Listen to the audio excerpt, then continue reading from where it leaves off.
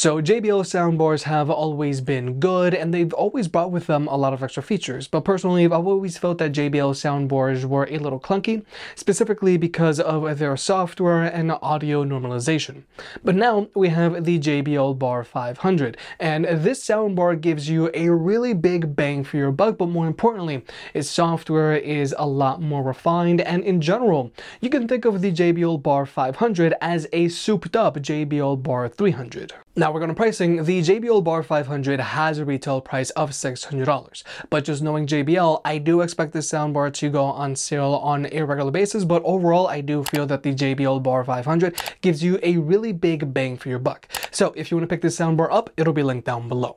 And if you want to further support the channel, pick up a big head approved hat, link down below. We've got trucker hats and snapbacks. By buying a hat, you help the unbiased and unsponsored videos coming, and it also helps us cover more products and produce more versus videos. Thank you to everyone who's already bought a hat, and look out for more designs coming soon. And also, please remember to hit that like button, and let's get subscribed. Now, first off, I do have to point out that the Bar 500 does come included with an external subwoofer, which is great.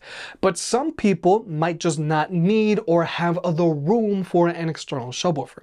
So if you're looking for a fully self-contained soundbar, then you might want to look at either the JBL Bar 300 or the Bose Smart Soundbar 600 or the Sony S2000. And also, with the Bar 500, even though it does come included with an external subwoofer and it's wireless, unfortunately you cannot add any satellite speakers to it. But next up, let's talk about the design of this soundbar. Now, the Bar 500 is relatively compact, especially for the sound that it delivers. The Bar 500 has a length of 40 inches, a width of 4 inches, and a height of 2.2 inches. It also has a mostly plastic matte body, so this soundbar does a really good job of not causing any reflections, so it easily disappears into your setup, but there's also a built-in display that turns off after a few seconds, and there are physical media control buttons up top as well. The only thing is, you can't deactivate these buttons, which could be a problem if you have a kid in the house. Now, the Bar 500 also comes included with wall mounting brackets, and it's relatively lightweight, weighing in at only 6.2 pounds, and there's no external power brick that you have to worry about.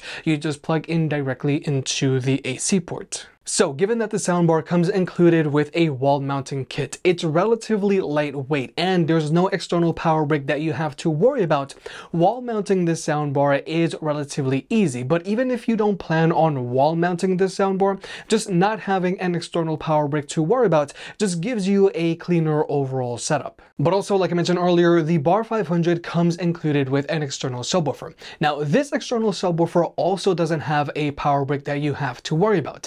And since it's wireless, you can place it wherever you want, and anytime that you power on the soundbar, the subwoofer just automatically connects. The only thing is, this subwoofer is a little big. It's 12 by 12 and it has a height of 17.3 inches. So placing the subwoofer could be a bit of a problem. Now, when it comes to ports, there's an HDMI eARC port which goes connected to your TV, and the soundbar comes included with a decent HDMI cable. There's also an HDMI in port which supports 4K, HDR10, and Dolby Vision. So if you have a Blu-ray player or a gaming console, you can always plug it into that.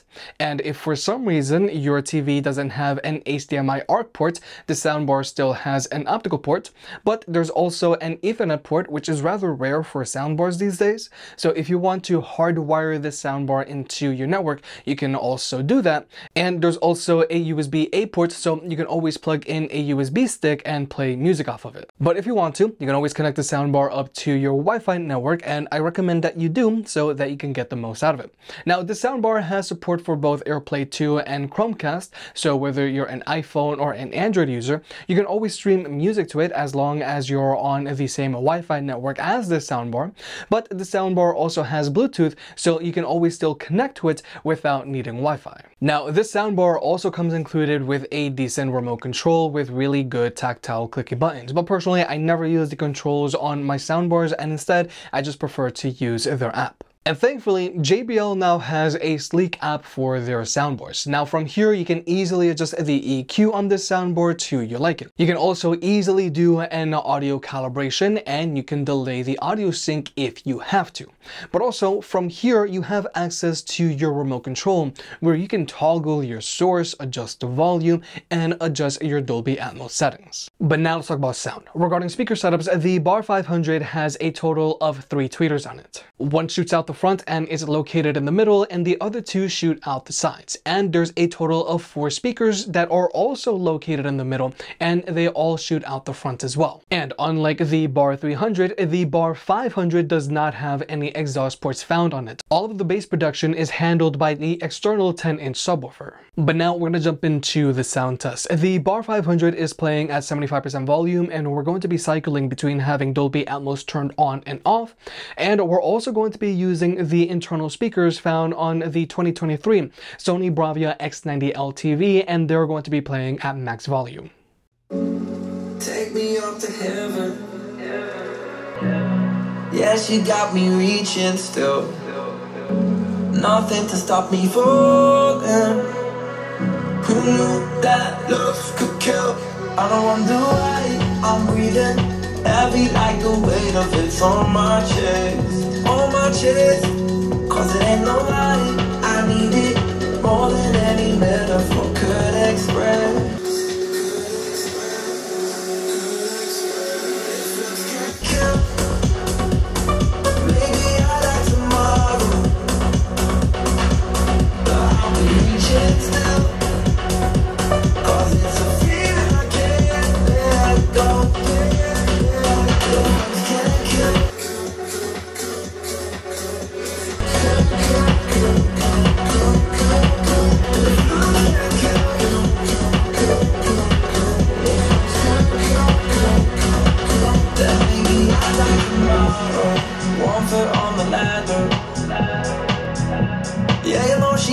Climbing still, nothing to stop me falling. Oh, who knew that love could kill? I don't wonder why I'm breathing heavy like the weight of it's on my chest. On my chest, cause it ain't no lie, I need it more than any metaphor could express.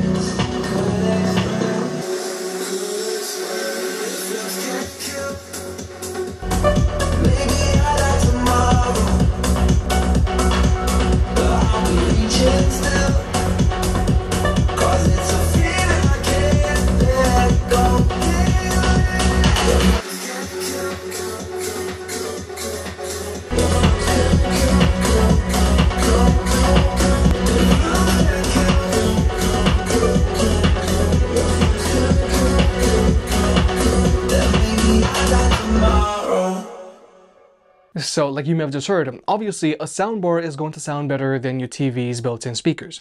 Your TV most likely just has a pair of downward firing speakers that bounce sound off of the table if it isn't wall mounted. They don't get all that loud, and their bass gets really distorted when the bass really gets going. Now, the speakers on the Sony X90L get decently loud, and distortion isn't a big problem for them like with some more affordable TVs out there, but still, even with the Sony X90L, you're going to want to upgrade to a soundbar if you want to fully enjoy your movies. Now, with the Bar 500, something that I noticed about this soundbar is that it has a very strong center channel because it has that tweeter and those 4 drivers shooting directly at you, and they're all very close to one another. So hearing and understanding dialogue is very easy with this soundbar. But more importantly, I noticed that the Bar 500 has better left and right channel separation than with the Bar 300, and I think that's because the side tweeters on this soundbar just get louder and they're putting out a lot more work than the Bar 300.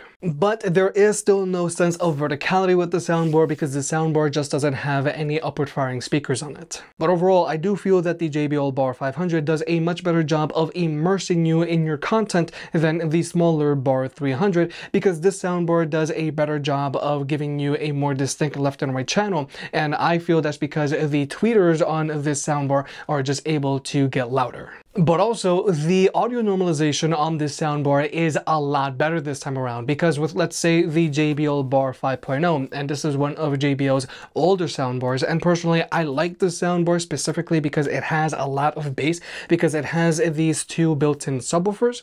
My issue with this soundbar is that with this soundbar, during quieter scenes you would have to raise the volume so that you could actually hear and understand what people were saying, but during those louder action set pieces you would have to quickly lower the volume on this soundbar because those explosions would just get super ear-piercing. But thankfully with JBL's newer soundbars, audio normalization is a lot better, so you can just set the volume and forget it. But then there is the bass and the subwoofer on this soundbar. Now with this subwoofer, you're going to be able to actually feel what's happening on the screen, and this subwoofer is going to somewhat rattle the walls in your house. However, I do feel that the bass coming out of this subwoofer can sound a little muddy, and it does feel a little loose at times.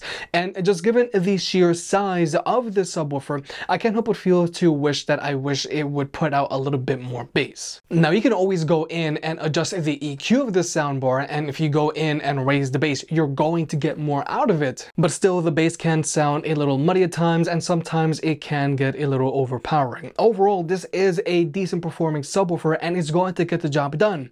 But the bass coming out of the subwoofer isn't as precise as with some other subwoofers out there. But finally, there's the max volume performance of this soundbar. Now, the Bar 500 is going to have no problem filling a large living room with sound, and if you're looking for a sound system for your living room to entertain guests with, then the Bar 500 should be able to keep up. But with all that being said, the JBL Bar 500 is a great and affordable soundbar that also comes included with a subwoofer. Now, the soundbar itself is slim and lightweight, so wall mounting it is relatively easy. But even if you don't plan on wall mounting the soundbar should be able to fit in most home theater setups. The only thing is, I do feel that the subwoofer is a little big. But from a feature standpoint, the Bar 500 has that HDMI input if you want to plug in your Blu-ray player or gaming console. It has both AirPlay 2 and Chromecast support, but more importantly, it now has a solid app. And when it comes to sound, the JBL Bar 500 should be able to fill a large living room with sound without any issues. It also has a very strong center channel, but it also has much more distinct left and right channels than the Bar 300 because the side tweeters are able to put out more work, and there's also that external subwoofer. So with the external 10-inch subwoofer, you're going to be able to actually feel what's happening on the screen, and the bass coming out of the subwoofer is going to be able to somewhat rattle the walls in your house. My only critique is that the bass coming out of the subwoofer can feel a little loose, and it can sound a little muddy at times. And I can't help but feel that I wish that this subwoofer put out a little bit more bass just given its sheer size. If you made it this far, I guess you enjoyed the video, so hit the like button and get subscribed. If you want to pick any of the products up, they'll be linked down below. And if you want to further support the channel, check out the merch. I made some shirts and hoodies that look and feel great. And you know I can be very particular, so I'll only slap my name on something if I'm really proud of it.